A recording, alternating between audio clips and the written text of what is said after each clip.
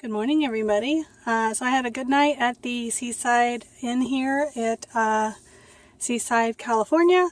And last night on my way to In-N-Out, I passed the auto row here. So I'm going to run down to the Chrysler dealer and I'm going to have them just kind of give a general look at my car. Just make sure all my fluids are good and my brakes and tires are fine if they have time. And then I'm going to be heading east. So, my plan today, I don't really have one. I got to contact Sandy and see when the best time for me to show up there would be, because I don't want to disrupt their life in any way. So I might be going to Yosemite. I don't know. That's the whole theme of my trip is, I don't know. I'm just kind of going where the wind takes me. But I definitely want to get some coffee, definitely want to get the car looked at, so I'm going to make those two things priorities this morning, so I'll see you guys in a little bit.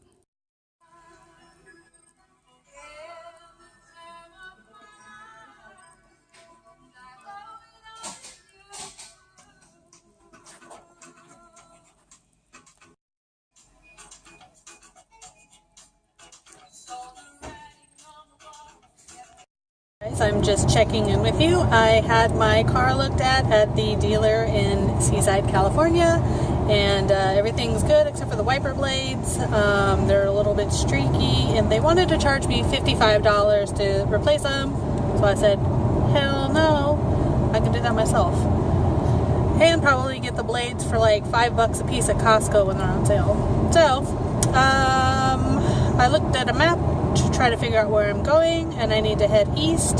So I'm going to go to the San Luis National Wildlife Refuge. It's about an hour and a half away from where I am now, and hopefully I can do a little bit of hiking and activity and see some wildlife. You know, those are my favorite places to stop. So on my way there, and I ate a banana and had a coffee, so I'll probably need to eat something soon, but I think I'm just going to have peanut butter and jelly sandwich. And I've got some oranges still. Oh yeah, so at the dealer, when I was checking in, they had to get all of my information, and I spelled out my name, my first name, but somehow she heard Diane, so I will henceforth be known as Diane, just in case you're wondering. I guess I could answer to it, so whatever, I don't care. I kept wondering who she was talking to when she said Diane. I was like, I think that's me. That looks like my key, so anyways, I'm Diane. Alrighty, so what else? I think that's it for now. Saying goodbye to the coast. I was gonna get my car washed, but I don't know. I didn't want to go to that sketchy looking car wash. I need to get it done though, soon, to get all the sand and salt off of it, because this thing looks like hell. Oh well. Alright, got an hour and a half to drive before I'm at the wildlife refuge, so I'll see you guys soon. Am I in Yakima or am I in California? So I don't have cable at home. All I have is internet. So my primary source of entertainment is YouTube. So then when I stay at hotels, I always am flipping through the channels, and somehow I always end up on HLN at night, which has back-to-back episodes of Forensic Files.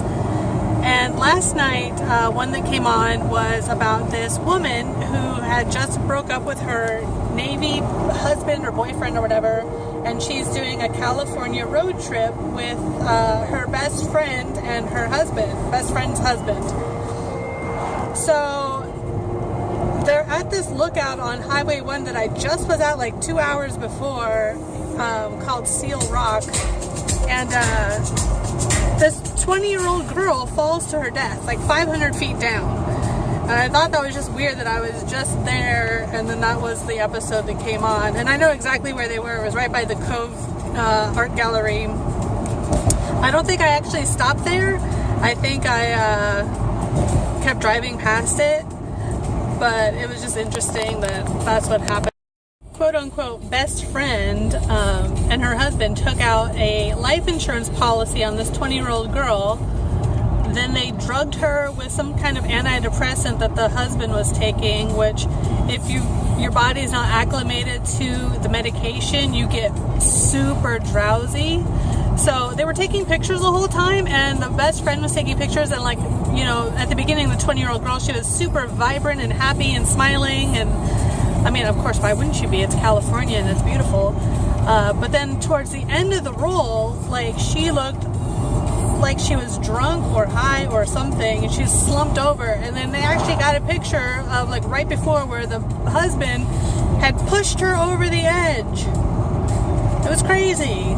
So they got in trouble, obviously, for homicide, and they found out that this lady, she, like, every house that she ever lived in burned down, people died, and she always had life insurance policies on them for about $35,000.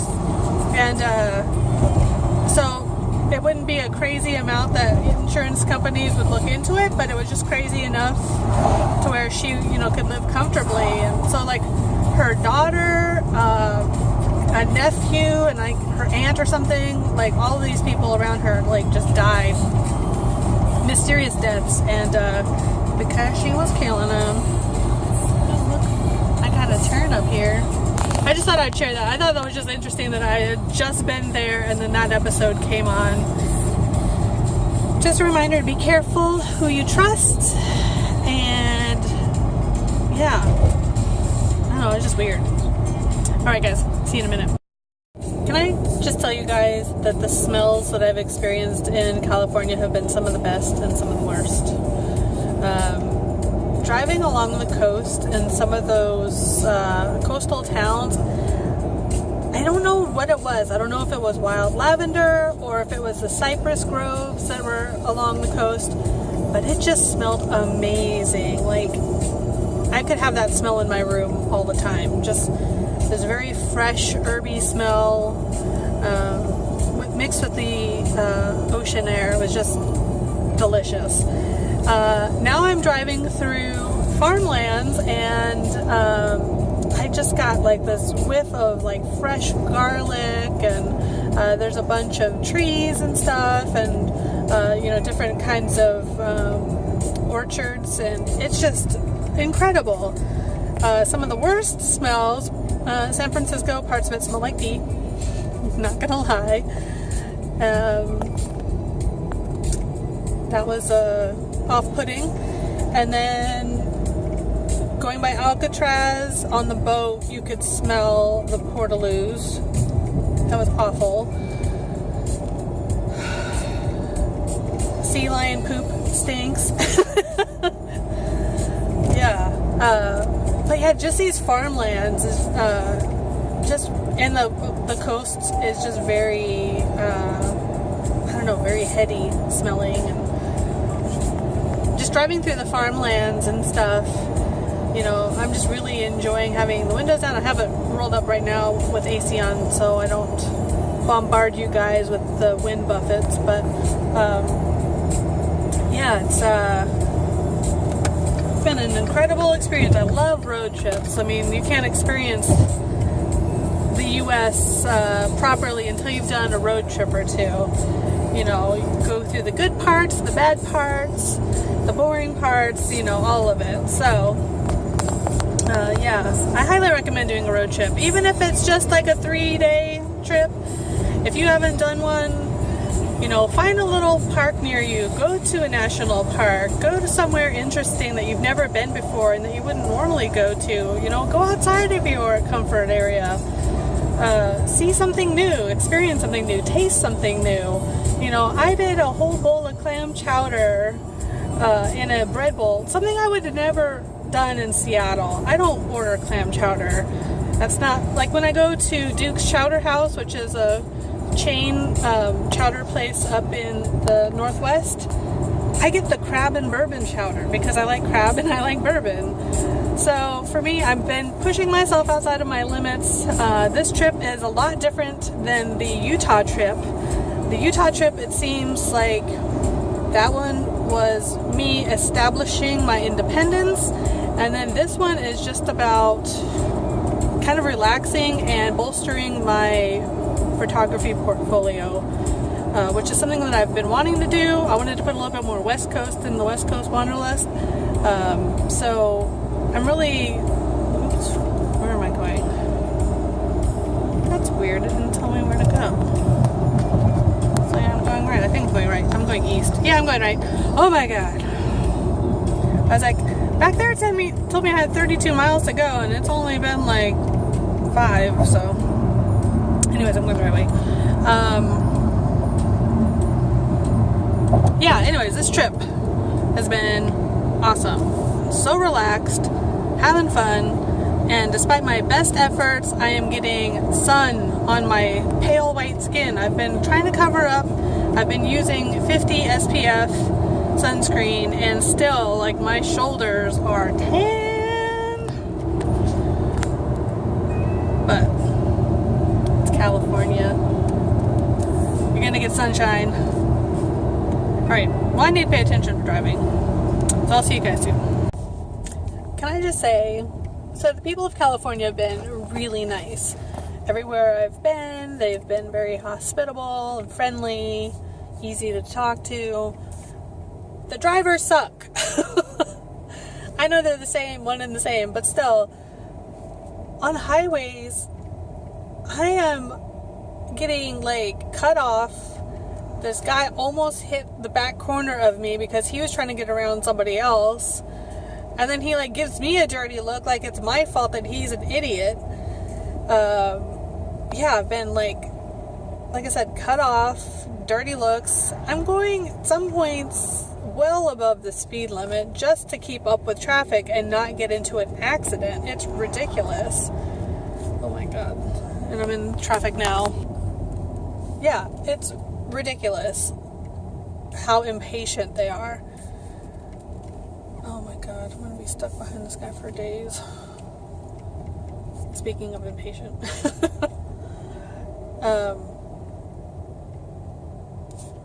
Even on the coastal roads, they were a little bit easier to drive because there were so many pullouts. So there were often long stretches where I didn't see anybody in front or behind me. So I could take my time and really enjoy the drive. And like I said, that was a two-handed drive where the whole time I'm pretty much driving like this, which was really fun, but it took a lot of concentration. You're not supposed to pass here. Oh, well, whatever. I don't care. Like I said, people are impatient. So I'm making my way inland now, and on, I don't know what highway it was, 156 or something like that. It's, you know, mountain roads, mountain passes, tons of trucks, and then the speed limit is 65 if you're a regular vehicle, 55 if you're a tractor trailer or have more than 3 axles, and people were going well over 80, and I was trying to, like, not get in an accident. So it was insane. I don't like driving in California, you know, on the highways, I should say, because yeah, people are just idiots. Can't tell you how many, like, Mercedes and BMWs I've seen with, like, damage to the body. Go figure. Almost to the wildlife reserve, I hope. It's taking me down some crazy farm roads. So I hope it's not just gonna dump me off somewhere weird, like Google Maps likes to do. Anywho, I'll catch you guys later.